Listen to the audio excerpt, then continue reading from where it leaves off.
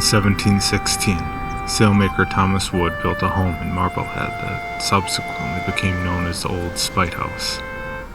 It's still standing, perfectly preserved after 300 years.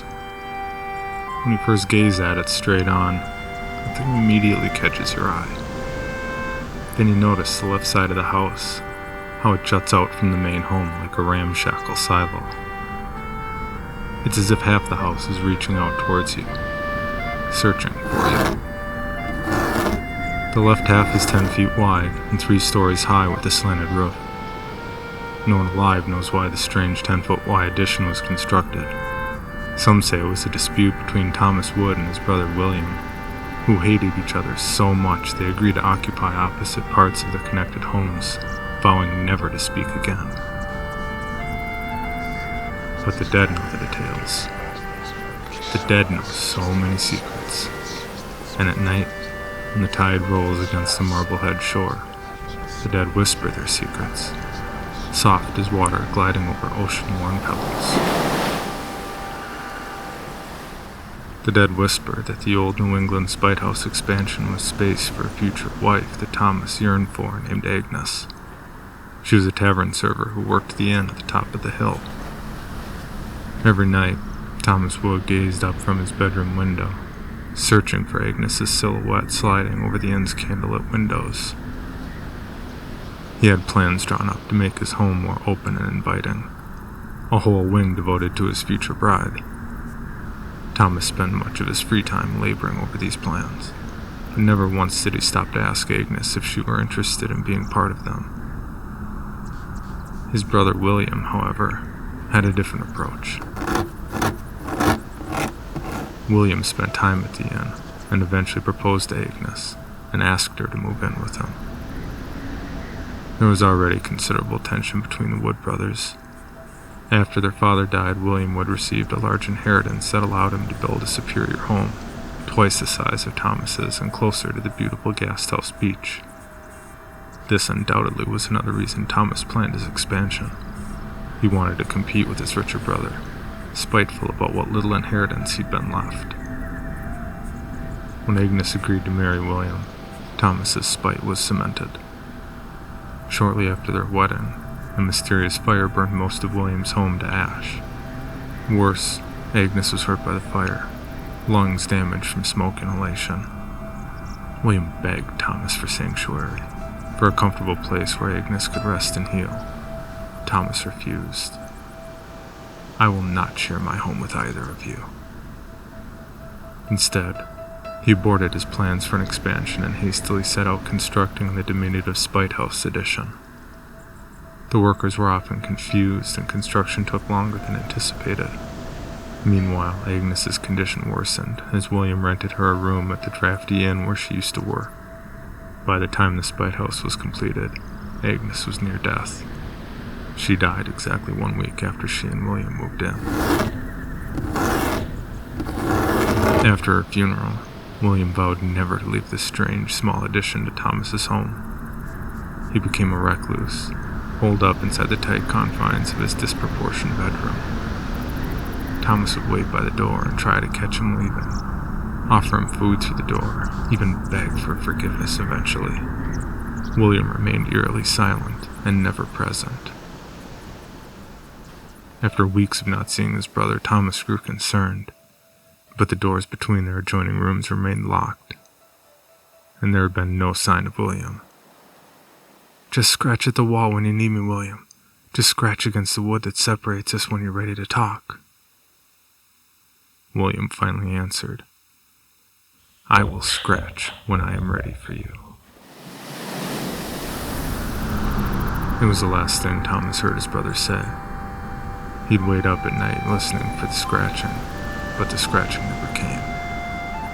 He would prop himself up by the locked entrance to his brother's split home, hoping to catch him sneaking out for food or water, but he'd end up with nothing but a stiff back the following morning. Thomas knew William was still inside the Spite House. Sometimes he woke to light rustling, sudden movement, saw footsteps from the other side of his wall, but never any scratching. Never anything beyond the slightest reminders that his brother occupied the confined half of this strange, split home. Soon he couldn't sleep. He'd stay up all night, counting the number of times William must have moved, waiting for the sound of the scratching. He'd hear the house settling and hope it was William, finally ready to face him again. He'd listen to the window shades blast against the frame of the angry tide wind, and he'd wonder, when will William come? When will he let me know he's returned? His mind withered from lack of sleep and became crazed. A local legend. The feeble, broken man in the crooked house the neighbors warned each other about in hushed whispers and solemn nods. Finally, Thomas died in 1775 and was buried on the hill where the tavern once stood.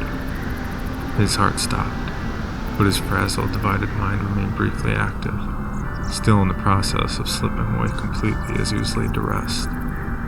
He regained a small sense of the man he once was in those last moments and quietly prepared himself for rest, for judgment, for eternal slumber. He began the slow fade into black.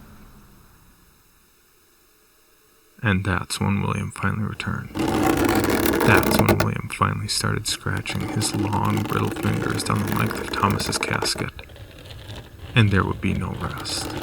No eternal slumber for spiteful old Thomas Wood.